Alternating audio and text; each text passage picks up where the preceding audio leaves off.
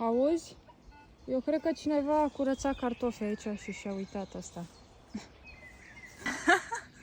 Azi a fost ziua cuțitelor și ce-a mai găsit, bănuți? Ce s-a fi întâmplat aici? Da, am găsit două cuțite așa. Păi da, cuțite și bănuți, ce-or fi făcut oamenii ăștia aici? Oare? S-au luptat neamurile pe averi. Te cred, l-ai aruncat pe ăla, ai vrut să-l înfigi în Da, copac? și unde a căzut era ăsta? Era altul. Puma. Bă, băiatule, bă. Nu Bă, cred. ce e aici, mă? Nu știu, frate, că-s prea multe. Să-l văd mai de aproape.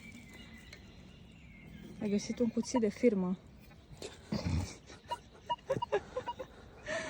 Băi, nene, dar pe bune, e al patrulea, al câtelea Al e? patrulea, da. Mamă, ce-ar fi făcut, frate, oamenii ăștia aici?